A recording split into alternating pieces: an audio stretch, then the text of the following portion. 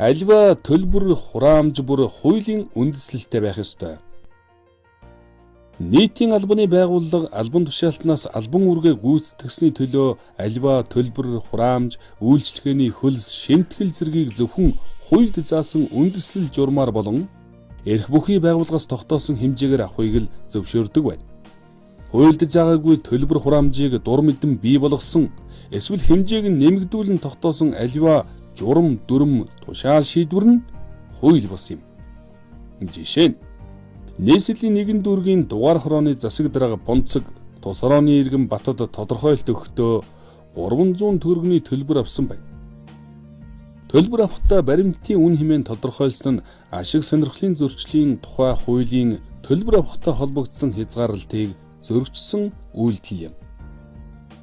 Албан тушаалтан албан үүргээ гүйцэтгэсний төлөө аливаа төлбөр авахыг хориглоно.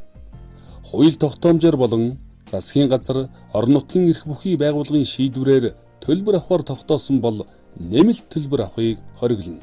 Нийтийн албан тушаалтанд аж ахуй эрхлэх эрхийн хязгаарлалт тавигддаг. Жишээ нь нийслэлийн боловсролын газрын мэргэжилтэн тунгалаг нь найзынхаа хамт бялцуухай хувьцаат компанийг үүсгэн байгуулж цэцэрлэг, өдрөмжүүлэх төв ажиллуулж байжээ.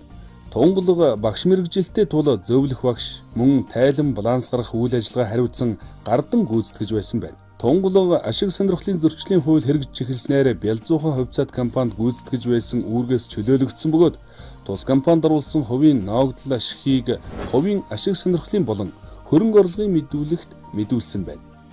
Хуульд өөрөө заагаагүй бол албан тушаалтан энэ хуулийн 18-ын 6 зааснаас бусад аж ахуйн үйл ажиллагаа гардан эрхлэх болон аж ахуй нэгжийн удирдах бүтцэд ажиллахыг хориглоно.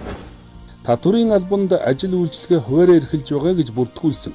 Жилийн орлого нь 1 сарын хөдөлмөрийн хөлсний доод хэмжээг 80 дахин нэмэгдүүлсэнтэй тэнцэх хэмжээний төгрөгөөс илүүгүй эсвэл төмс үндэсний ногоо тариалан болон ойн аж ахуй, зөгий, загас, амтан үржүүлэг, сургалт, аялал, сургалтын бусад үйл ажиллагаанаас орлого олдог бол албан тушаалтан үүнийг давхар эрхэлж болно.